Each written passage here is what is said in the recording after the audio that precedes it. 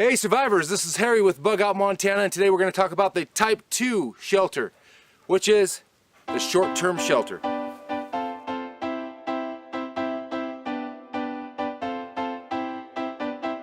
Really, it's a shelter. Ooh. The snow is not cool.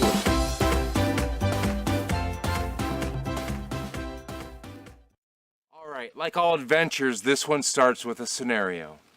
Once again, we are in a secluded area where there's no help to be found, and we need to use a shelter.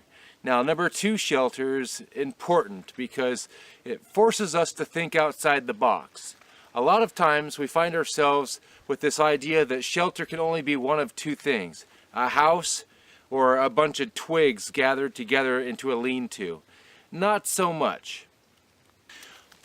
So, short-term shelter. We've talked about boats, we've talked about trailers, anything to keep the core temperature up.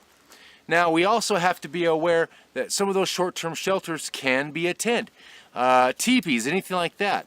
But identify the problem is this: after those 3 months, if you haven't found yourself a permanent or a long-term shelter, that's where you're going to find yourself in an issue. Because when the temperature goes down, that's not the time to be looking for shelter. You know, the important thing is that you keep that core temperature up and you find something that consists of a short-term shelter. Now you ask, what is a short-term shelter? Really, it's a shelter that is for a short amount of time. There you go. And what is a short amount of time? 3 seasons. Alright, so what you find needs to get you through spring, summer, and fall. When you start getting into winter, that's a whole nother territory.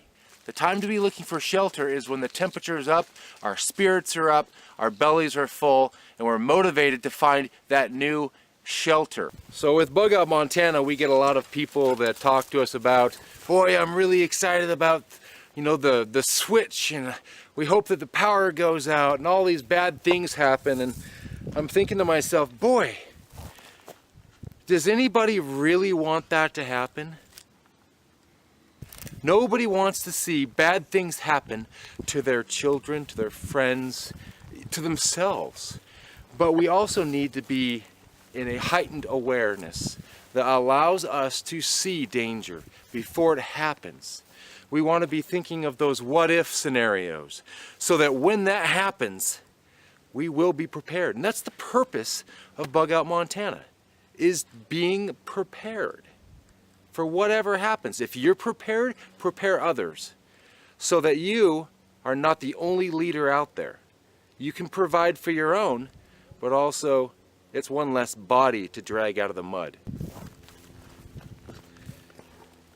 So as we're cruising along here, I'm thinking, boy, if something were to happen right now and I'm stuck out here in the middle of nowhere, would I be able to keep going for a while?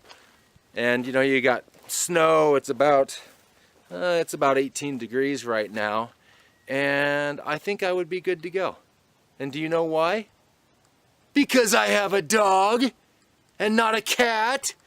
Come on, cat people, get with it. This is Harry with Bug Out Montana.